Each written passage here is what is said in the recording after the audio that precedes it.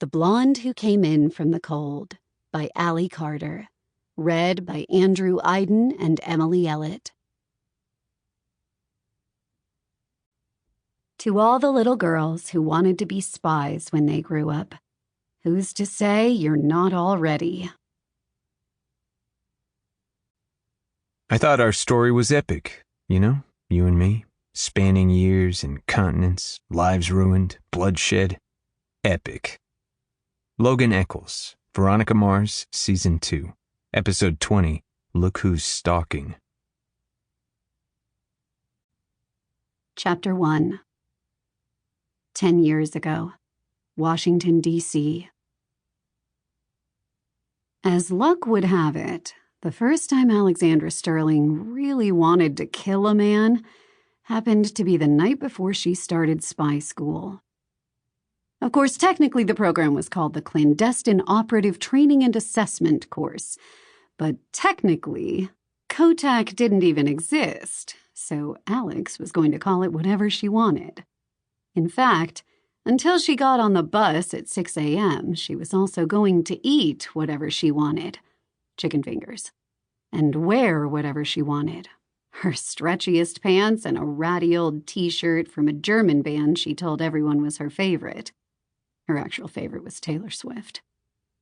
Alex was going to spend her last night as a regular person, taking the world's hottest bath and watching the world's trashiest TV before starting on the world's most covert adventure. But she couldn't do any of that until her chicken fingers got there. And that's what brought Alex to the bar of the airport Ramada, and the guy who had been staring at her for the better part of 20 minutes. The problem wasn't so much that the guy was staring, it was how. Usually, Alex could read people in 3 seconds flat from 50 paces. She could always pick out the women who hated her because she smiled too much, and the men who hated her because she didn't smile enough. The boys who looked at her strangely when they found out she'd set the curve on every test she took at MIT, as if they didn't know whether that should make her hotter or more frigid. They always settled on frigid. Alex had been interpreting looks from nurses and doctors for as long as she could remember, all of them wondering how such a little girl could have caused her sister so much trouble. It was as if the whole world had decided that Alex was just too bold, too sassy, and too selfishly strong for her own good. And they did it all without ever saying a word. She had grown up speaking English, French, German, Russian, and a little Italian.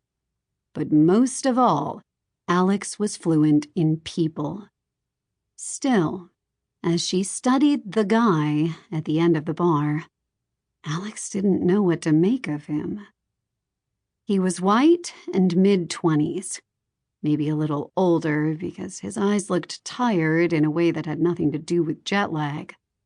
He kept an elbow on the bar and a beer in his hand, sipping slowly, like all his problems were waiting at the bottom and he wasn't in a hurry to reach them. His white dress shirt was open at the collar, and he had the kind of haircut you could find on half the male population, but his dark hair had turned wavy and mussed from the snow. It should have made him look worse, but it actually made him look better.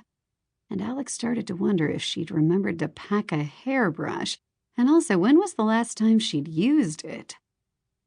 At first glance, there was nothing special about the guy at all. A man made to fill the background, a non-player character in the game of life.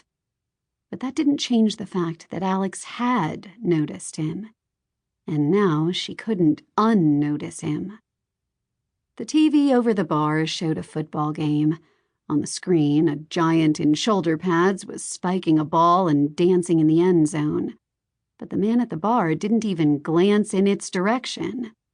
He didn't officially glance in Alex's direction either, but she'd felt his eyes on her from the moment she sat down, silent and assessing and unimpressed.